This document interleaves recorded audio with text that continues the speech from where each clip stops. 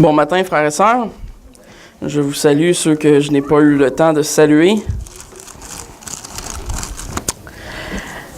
Tournez dans Luc 3.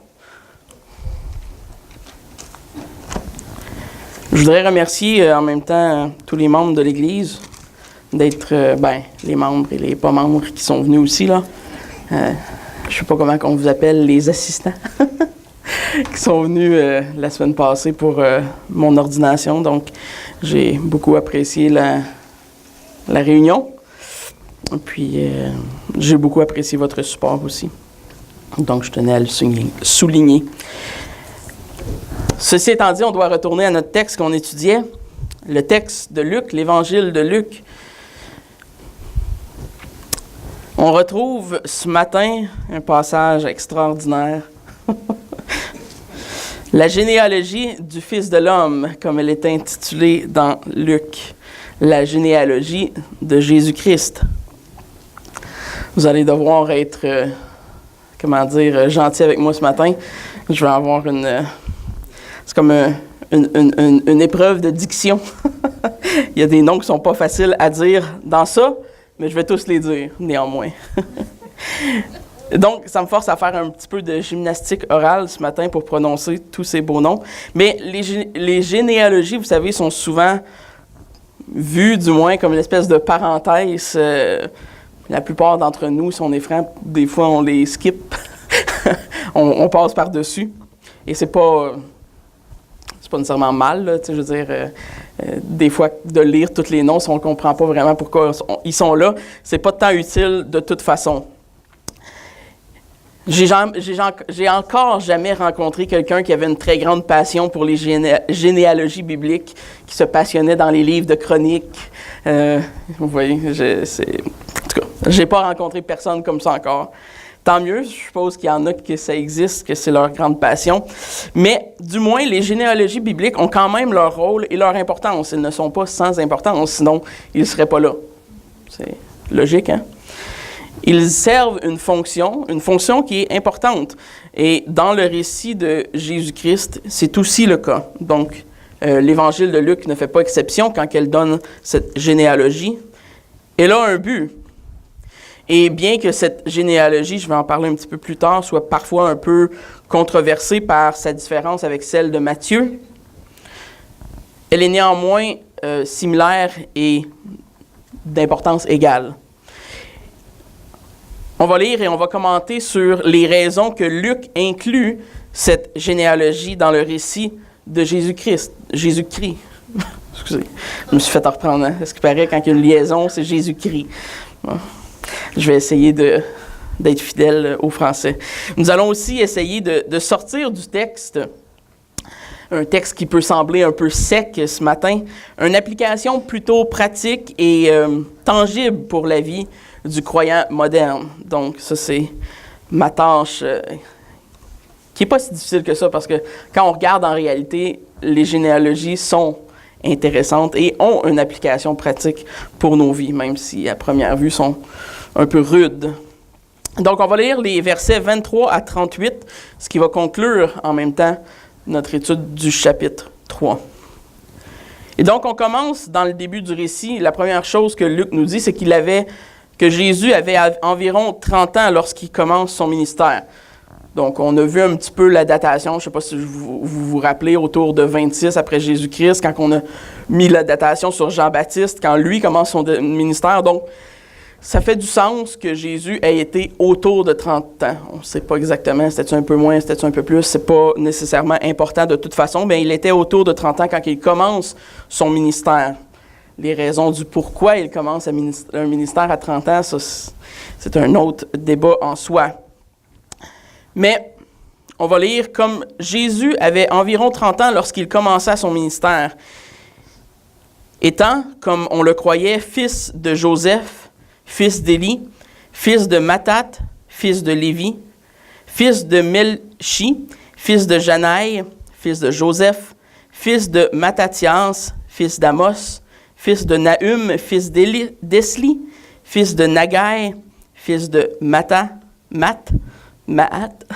pas trop sûr, fils de Mattathias, fils de Séméi, fils de Josec, fils de Joda, fils de Johanan, fils de Réza, fils de Zorobabel, fils de Salatiel, fils de Néri, fils de Melchi, fils d'Adi, fils de Kosam, fils d'El-Madam, fils d'Er, fils de Jésus, fils d'Éliézer, fils de Jorim, fils de Matat, fils de Lévi, fils de Siméon, fils de Juda, de Joseph, fils de Jonam, fils d'Eliakim, fils de Mélia, fils de Ména, fils de Matata, ça sonne comme un nom étrange, mais bon, fils de Nathan, fils de David, fils d'Ésaïe, fils de Jobed, fils de Boaz, fils de Salmon, fils de Naasson, fils d'Aminadeb,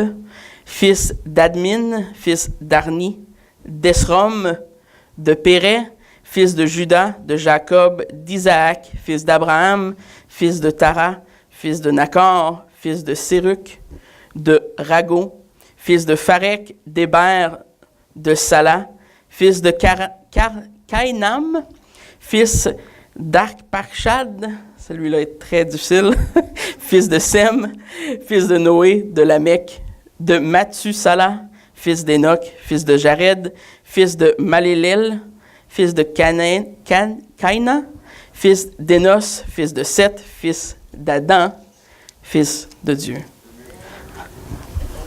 C'était pas facile, mais c'est fait. La généalogie de Luc diffère de celle de Matthieu. Vous savez, c'est une des raisons pour laquelle elle est controversée, entre guillemets, là. Et c'est à cause de cette raison qu'il y a beaucoup de théories qui se sont formées alentour de cet évangile de Luc, qui est, pour la plupart du temps, un peu mis de côté pour prendre celle de Matthieu, qui est jugée comme plus juste ou quoi que ce soit. Je ne crois pas que c'est le cas. Je vais vous expliquer pourquoi ce matin, après un bon verre d'eau. J'ai la bouche un peu sec après ça. Luc nous donne la descendance d'Adam à Abraham, ce que Matthieu ne fait pas. Matthieu arrête à Abraham. Il nous donne d'Abraham à David. Et à partir de là, dans ces deux sections-là, les deux généalogies sont pratiquement identiques, ou presque identiques. Et ils commencent à diverger à partir de ce point-là, à partir de David. Donc, évidemment, il y a plusieurs raisons qui sont avancées pour expliquer ces divergences dans la généalogie de Jésus. Certaines ne sont pas dignes d'être mentionnées, d'autres qui sont intéressantes. Plusieurs suggèrent que la généalogie donnée par Matthieu est celle de Joseph et que celle qui soit donnée par Luc inclurait aussi la descendance de Marie. C'est une des hypothèses qu'on va retrouver souvent concernant ce texte et les différences entre Luc et Matthieu. D'autres vont même expliquer qu'il s'agit explicitement de la lignée de Marie, ce qui est difficile à défendre puisqu'on n'a aucune idée de ce que c'est la lignée de Marie. Donc, c'est laissé un peu dans les airs comme ça, c'est une hypothèse, mais il n'y a pas vraiment de preuves. Il existe très peu de preuves pour toutes ces hypothèses, en fait. Et les commentateurs restent quelque peu sceptiques quant à la plupart de ces hypothèses, même si certains vont endosser la thèse selon laquelle il y aurait la descendance de Marie d'inclus dans la généalogie de Luc. Ceci étant dit, la plupart des érudits, des commentateurs, essaient de ne pas forcer une telle interprétation du texte. Qu'est-ce que ça veut dire? Ça veut dire que quand on lit un texte, on doit toujours avoir le souci de rester fidèle à la coutume qui était en vigueur quand l'auteur a écrit son texte. Donc, c'est bon, c'est vrai pour des romans, mais c'est vrai aussi pour la Bible. Dans un sens, quand on écrit un roman fictif de nos jours, il y a certaines règles. On l'écrit d'une certaine façon, parce que la norme des romans fictifs, c'est de l'écrire comme ça. Évidemment, il y a tout le temps un peu des divergences, mais c'est un peu la même chose avec les récits bibliques. Quand on écrit une généalogie biblique, bien souvent, on va le faire selon les normes du temps. C'est normal, parce que c'est comme ça que ça se faisait. Donc, les auteurs bibliques ne sont pas différents dans ce sens-là. Donc, on doit toujours avoir le souci de rester fidèle aux coutumes qui étaient normative, qui était normale, qui était faite de façon générale dans ce temps. C'est-à-dire que quand on interprète une coutume, on essaie d'interpréter selon la norme de l'époque.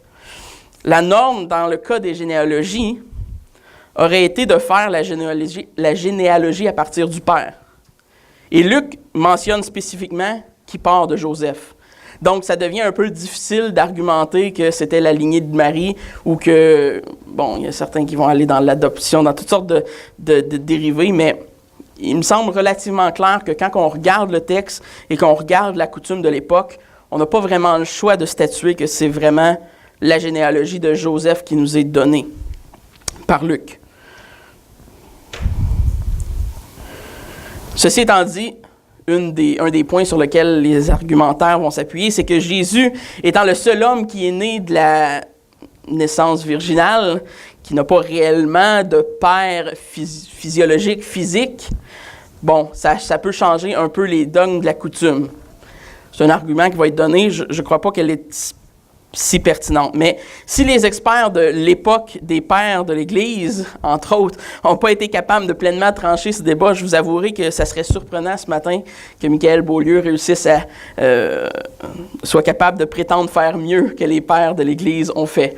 Donc, je ne suis pas un généalogiste et je vais y aller selon ce que le texte nous dit et prendre pour acquis que c'est réellement la généalogie de Joseph, puisque le texte nous dit que ce l'est, et que la coutume de l'époque aurait dicté que ça aurait dû être la lignée de Joseph.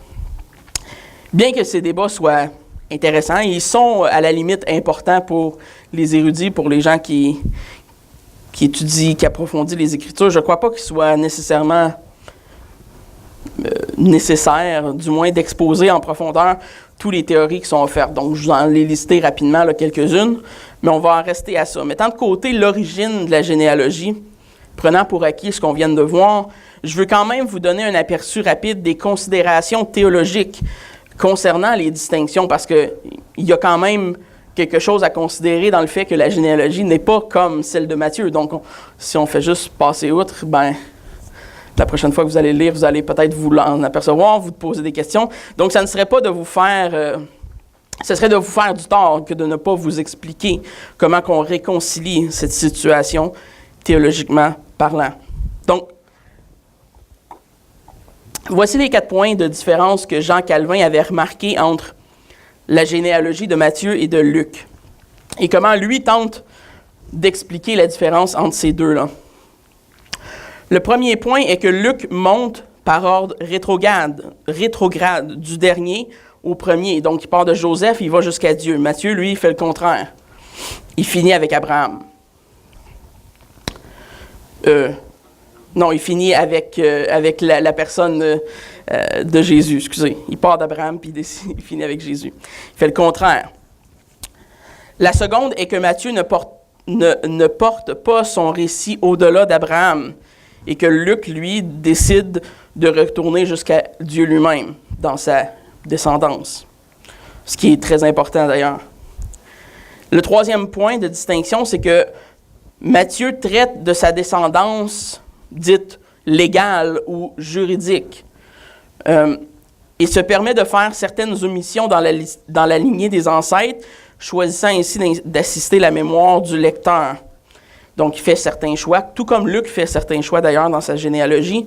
Luc, lui, décide de suivre une descendance qui est celle qu'on pourrait appeler la descendance naturelle, avec une plus grande exactitude. Il y a quelque chose comme, je pense, 77 noms dans la généalogie de Luc, et il y en a, je pense, comme le quart, ou il y en a 27 dans celle de Matthieu. Donc, il y en a beaucoup moins. Et celle de Matthieu, elle est faite en comme 3 paliers, en 3 sections de 7 noms chaque. Tandis qu'il n'y a pas cette structure-là dans celle de Luc. La 4e et dernière différence est que parfois, les 2 auteurs parlent de la même personne, mais leur donnent un nom différent. Donc, vous savez, ce n'était pas si non commun de retrouver dans le temps biblique des gens qui avaient 2 noms. Souvent, il y avait un nom grec ou il y avait un nom hébreu, il y avait un nom païen, il y avait un nom...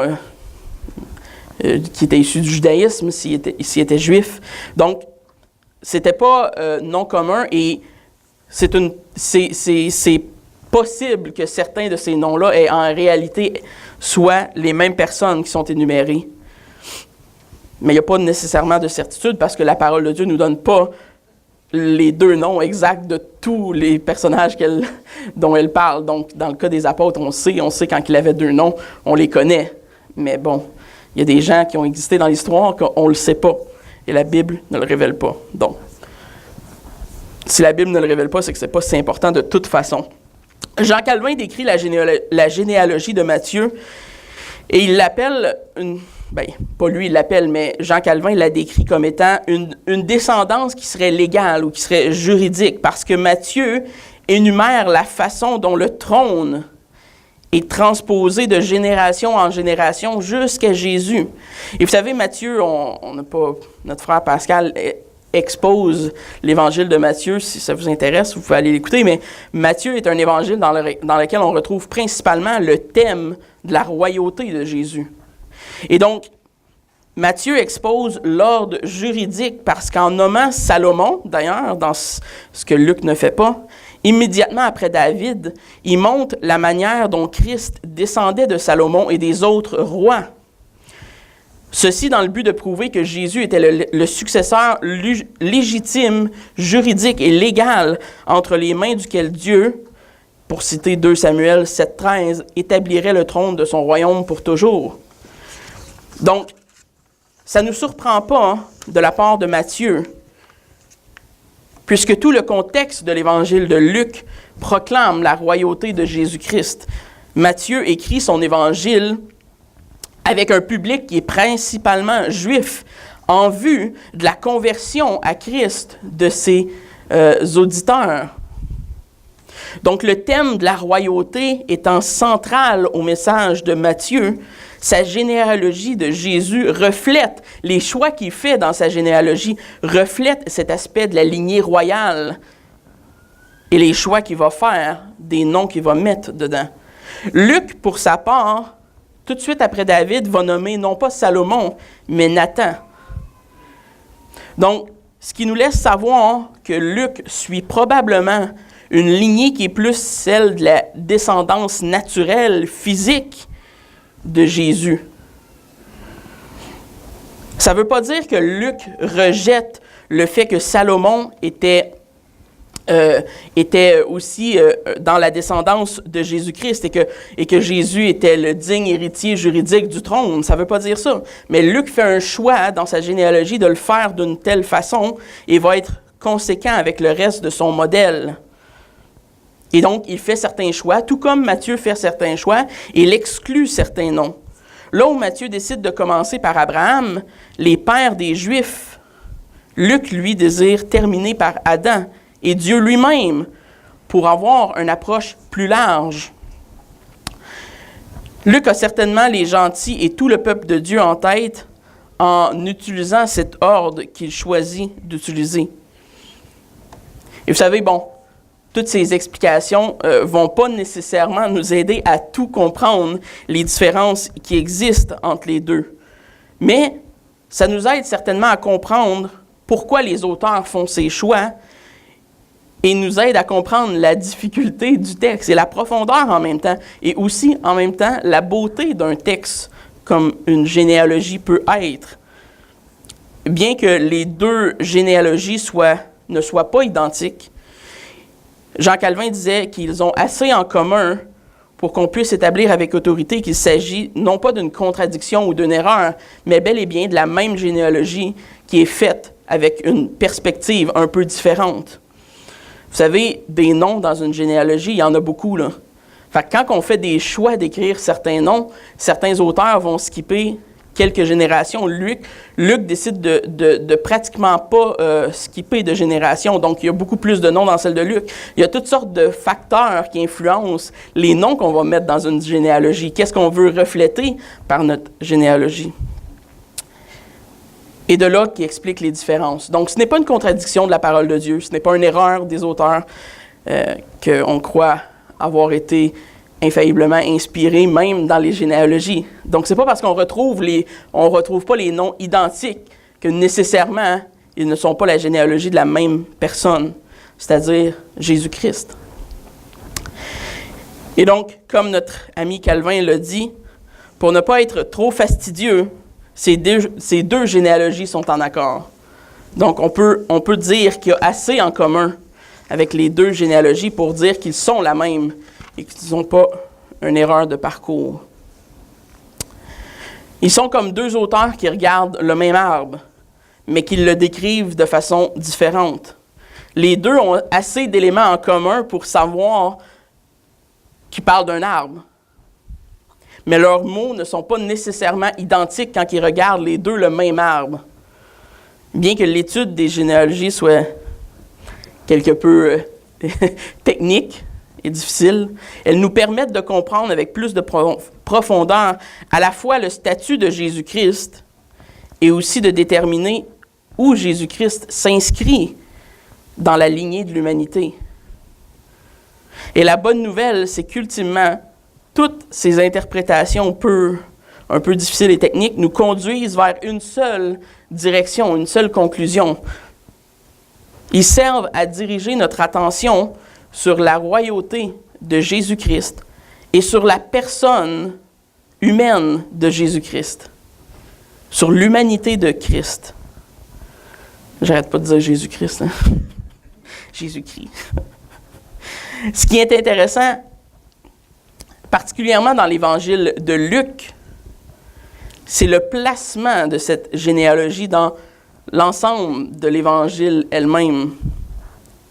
D'habitude, la coutume était de mettre une généalogie, comme dans la plupart des autres textes, au début du récit de quelqu'un. Donc, on va parler de cette personne-là, donc on fait sa généalogie, puis après ça, on embarque dans l'histoire de la personne. Mais Luc fait ce choix de mettre cette généalogie en deux moments cruciaux de la vie de Jésus. Si vous vous rappelez, la dernière fois qu'on s'est vu, on a parlé du baptême de Jésus. Et après ça, le prochain texte, dans le chapitre 4, va venir la tentation au désert.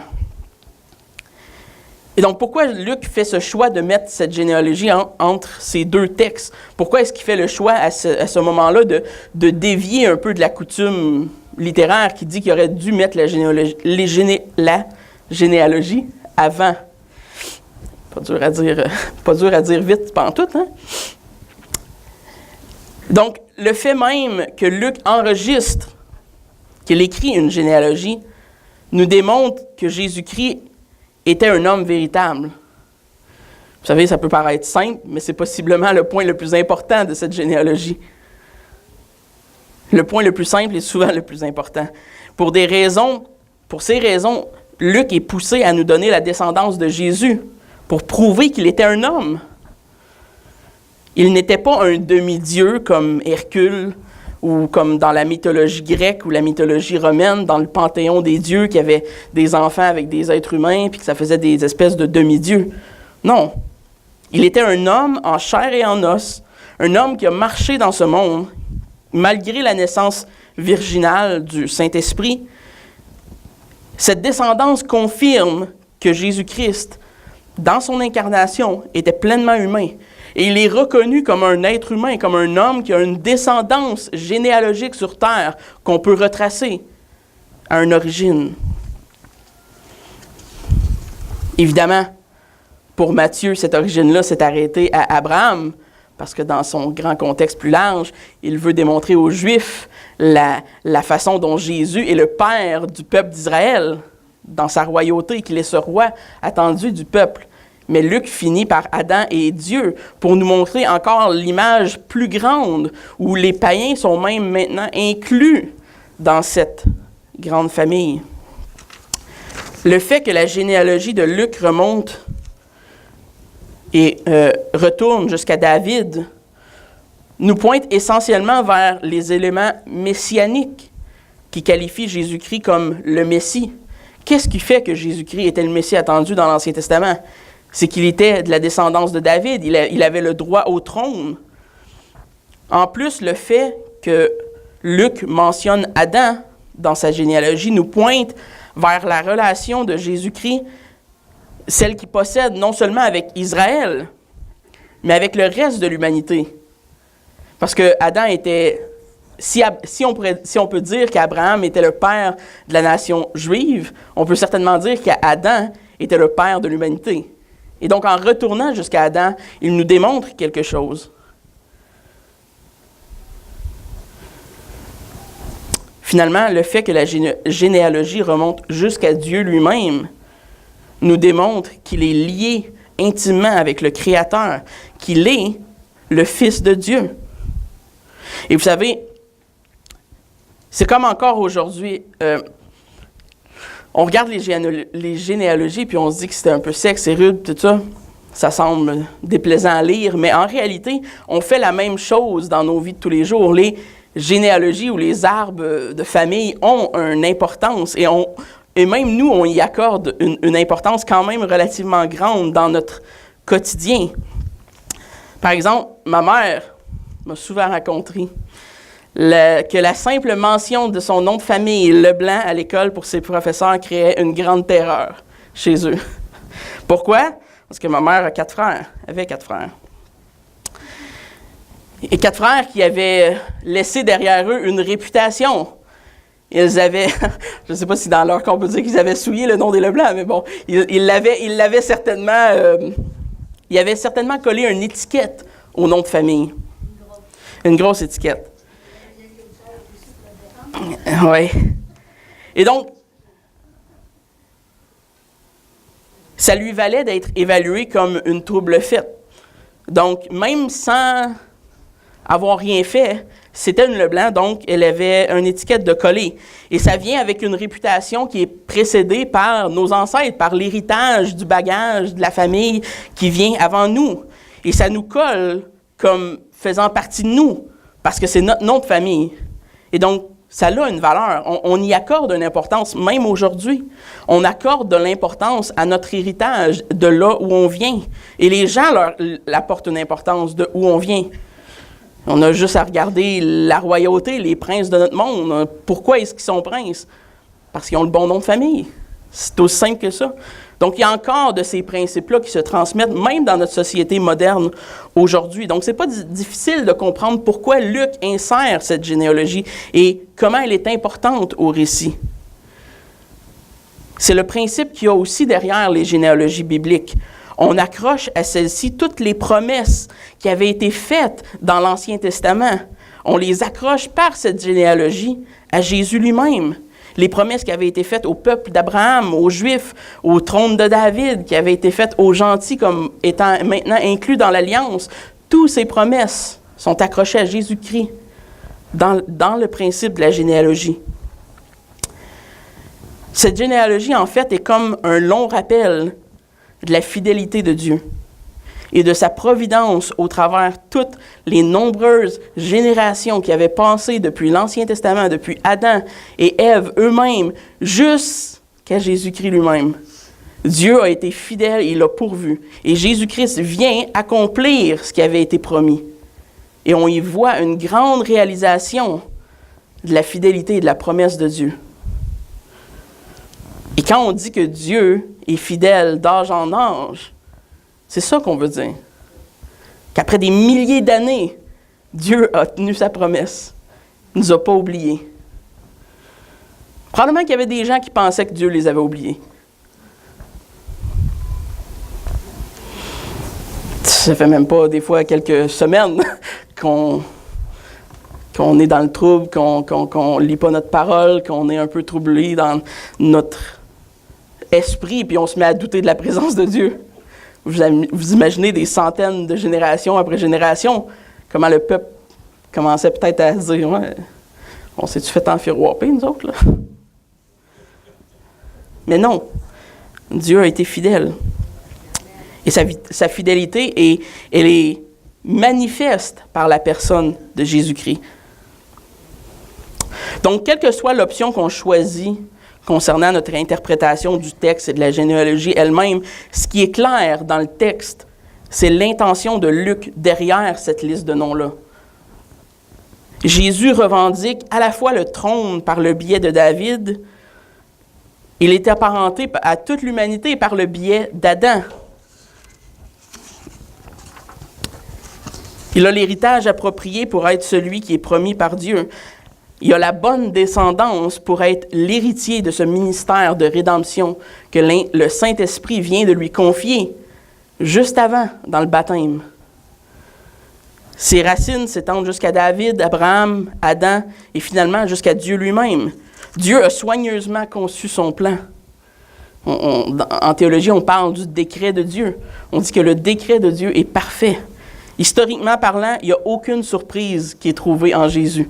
On peut regarder sa généalogie puis dire, voici, il est roi, il est la descendance des Juifs, il est le père des païens en Adam. On peut trouver tous ces éléments. Et au final, toute l'humanité est concernée par ce que Jésus-Christ vient faire à la croix. Donc Jésus ne se préoccupe pas seulement de la délivrance de la nation d'Israël, mais de tout le peuple des élus. Avec lui vient la réalisation de tout l'espoir de l'Ancien Testament, pour cette nation et pour les païens. Tous les enfants de Dieu adoptés sont inclus dans cet espoir. Ce qui nous amène à mon premier point pratique. J'en ai deux, ça ne sera pas très long. Le point essentiel de Luc, c'est de démontrer que Jésus, dans son incarnation, entre le baptême et la tentation de Jésus dans le désert, de démontrer qu'il est le Fils de Dieu. Il est le second Adam qui a été promis dans l'Ancien Testament. Il vient comme cet ultime représentant de l'humanité. Là où Adam avait échoué dans l'obéissance parfaite de la loi, Jésus-Christ triomphe dans toute l'observation de la loi. Il obéit la loi de son Père parfaitement. Il obéit à la volonté divine, se soumet au Père volontairement. Il reste saint, il reste sans péché, sans aucune faute morale. Cet homme qui porte sur lui le fardeau de l'humanité entière fait essentiellement ce que Adam, ou vit essentiellement comme Adam, aurait dû vivre au début. Et c'est pour ça qu'on l'appelle le second Adam. Il est la réalisation de ce que l'humanité avait le potentiel d'être dans le jardin. C'est aussi un rappel de comment on a failli à ce potentiel et comment on a trompé Dieu dans notre rébellion. C'est dans tous ces aspects que Jésus est nommé comme étant le second Adam et représente l'humanité. Et en théologie, on appelle ça la tête fédérale. C'est la perfection de Jésus et de son obéissance parfaite qui nous est imputée. C'est-à-dire que la perfection morale de Jésus est transférée sur nous. C'est ça que ça veut dire, imputée. Elle nous est donnée. Elle est transférée sur nous. Et ce qui aurait dû être nôtre, c'est-à-dire la juste colère de Dieu, est transformé par ce qui était réservé à Jésus. La bonté de Dieu et l'acceptation de Dieu. Parce que Dieu, lui, était parfait. Dieu prend sur lui la colère de son Père, la colère de Dieu, et nous donne sa justice, sa perfection. Vous savez, c'est un échange qui est terriblement injuste pour lui et pour nous d'un sens, parce qu'on ne mérite pas la grâce qui nous est donnée. Et vous savez, à ce point-ci, les prédicateurs, ou même les gens, les chrétiens en général dans le monde évangélique, font souvent l'erreur de dire « Regardez comme Dieu nous a aimés ». Oui, Dieu nous a aimés, vous savez, mais c'est pas nécessairement par amour pour nous qu'il l'a fait. C'est par amour pour sa propre gloire. C'est pour sa gloire que Dieu a sauvé l'humanité. Est-ce que je vous apprends quelque chose?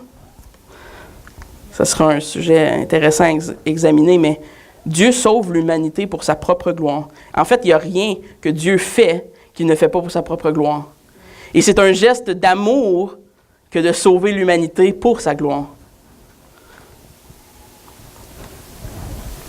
La généalogie nous assure que Jésus est cette tête fédérale et qu'il vient comme un homme qui représente tous les élus et qui vient comme le second Adam, vivre, mourir et ressusciter. Et qui nous impute de ce fait tous les bénéfices d'appartenir au Père. Ce qui nous apporte au deuxième point de conclusion qu'on peut tirer de la généalogie, c'est-à-dire l'adoption divine. Nous sommes divinement adoptés spirituellement dans la famille de Dieu, puisque Jésus est le vrai Fils de Dieu et qu'il paye vraiment à la croix pour nos péchés. Dieu peut désormais nous adopter, parce qu'il n'aurait pas adopté des pécheurs. Il n'aurait pas pu. Les pécheurs souillés devaient être lavés, devaient être purifiés, devaient être sanctifiés. Ce qui est magnifique dans cette généalogie, c'est qu'avec Christ comme Fils de Dieu, elle implique de façon eschatologique dans le futur qu'on en fait partie maintenant. Nous sommes, par adoption divine, qui nous est octroyée par le salut en Jésus-Christ, des enfants de Dieu. On devient non seulement participant, mais la parole nous dit qu'on est héritier. Qu'est-ce que ça veut dire d'être héritier? Ça veut dire que nos noms vont ultimement être dans cette généalogie. Nos noms sont désormais inscrits dans la sainte généalogie de la famille de Dieu. Nos noms font partie de cette lignée de Jésus, puisqu'on est greffé. La parole de Dieu nous parle d'être greffé après celui qui est le sceptre. Par adoption spirituelle, Jésus nous impute sa victoire sur la mort, mais aussi nous réconcilie au Père. Ce qui nous séparait de Dieu, ce qui avait mis un gouffre énorme entre l'homme et sa création, c'est-à-dire le péché, est maintenant réparé. Il est réconcilié. Ce gouffre n'existe plus pour les élus. Cette adoption est une réalité de ce que Luc nous démontre par cette généalogie. Jésus est réellement un homme. Il est réellement ce Messie de l'Ancien Testament qui était promis. Il est ce roi qui s'incarne sur la terre et qu'il vit et qu'il meurt et qu'il ressuscite pour nous. Il est celui qui est baptisé, qui est reconnu par son Père et par le Saint-Esprit, juste dans le passage avant. Il est ce sauveur dont les élus ont besoin. Dans sa grâce infinie, Dieu nous reçoit désormais comme les siens. Nous qui étions inimitiés contre lui, qui étaient rebelles à sa loi, qui étaient corrompus jusqu'à la moelle des os. Et toutes ces grandes vérités sont renfermées dans cette simple généalogie. Ce qui semble l'objet d'une lecture qui est parfois rude et sec est en réalité le reflet d'une grande bénédiction de Dieu pour l'humanité. Et nous voyons dans la descendance de Jésus un espoir pour l'humanité pécheresse, pour celui qui vient en repentance pour recevoir le pardon des péchés que Jean-Baptiste venait juste d'annoncer quelques chapitres plus tôt.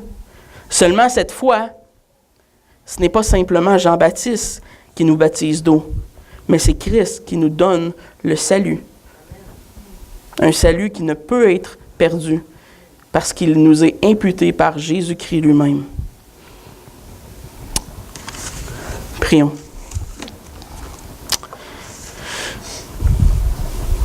Merci Seigneur de nous donner ta parole.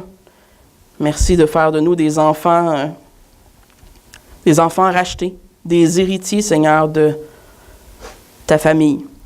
Nous pouvons désormais dire que nous faisons partie de la grande et sainte famille de Dieu. Merci parce que nos noms sont écrits dans le livre de la vie et on est inscrits dans cette généalogie. Merci parce que toutes ces choses, Seigneur, tu nous les donnes par pure grâce, pour la gloire de ton nom, pour la gloire de ta personne, parce que tu es Dieu. Seigneur, on ne méritait pas cette grâce, mais tu la donnes librement. Que toute la gloire et la louange te reviennent ce matin. Et que cette Église, Seigneur, puisse luire dans ce monde ténébreux. Et que nos vies puissent refléter, Seigneur, la majesté de ton nom. Amen.